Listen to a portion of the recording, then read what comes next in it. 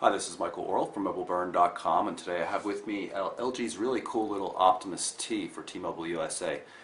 Very low cost smartphone. It's available now. You can actually get it for free from T-Mobile's website with contract. And pretty decent specs overall too, including Android Froyo 2.2 preloaded. So let's do a quick unboxing and see what comes with the Optimus T here. Obviously we've got the phone. Pull out this section of the box, user guide, I'm guessing, terms and conditions, stuff like that. Nothing too interesting. Looks like the battery was probably in here. T-Mobile set the device up for me already. And here is the AC adapter. You can see the USB port on it. Of course, that USB port would be for this USB cable. Full-size USB on the one side for your PC or this charger, and of course micro USB on this end for going directly into the phone. We'll also get a set of stereo headphones, 3.5mm stereo jack, the microphone right here with the call send end button, and the earbuds themselves. Hard plastic, not going to be too comfortable, I guess, and no foam covers or anything like that included. So that's all we got. So let's pull off some of these protective coatings here and power up the device. In terms of size and weight, this thing weighs about 131 grams, at least according to my scale, which is not too bad, and it's about 13.5mm thick. So again, a pretty compact phone. It's not really huge because it's only a 3.2-inch half VGA resolution display. It is running Froyo though, Android 2.2, which is kind of cool. So let's look at some of the controls. Right here we've got hardware controls down at the bottom. It's the home key, back key, search, and I'm going to guess that's menu. You can see it started up quite quickly. And yeah, that is the menu button. Let's look at the rest of the hardware first before we get into the software. Up at the top edge we've got the 3.5mm headphone jack. You can see the pry point for removing the rear cover. And there's also the power and lock button there. On the back, 3.2 megapixel camera, no flash unfortunately.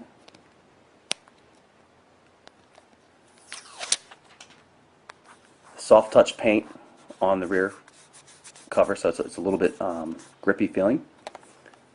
Micro USB charging port and data port down at the bottom. Nice metal trim as well. There's the microphone hole.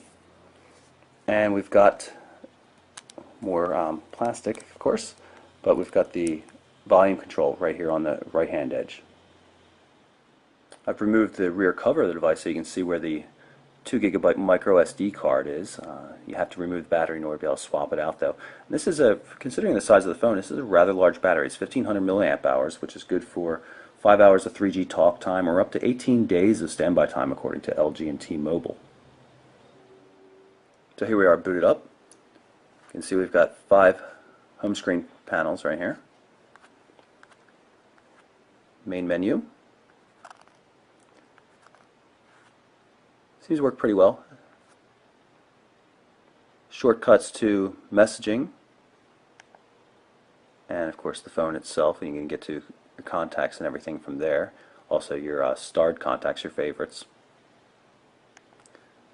Jump into settings just so you can show you that it's actually running Froyo, Android 2.2 right there.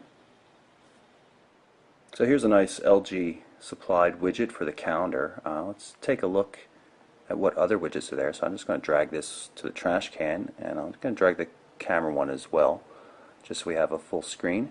And we'll go into widgets and see what we've got here. There's a calendar widget. Drive Smart, obviously some sort of car mode. Dual clocks, a couple other things, memos, and even Twitter pre-installed.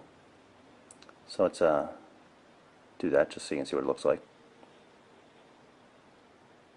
You'll also notice that there's a Facebook widget right there pre-installed. Jump quickly into the browser. This is the Mobile Burn website. You can see we've got multi-touch zooming. Naturally works in landscape and portrait mode both.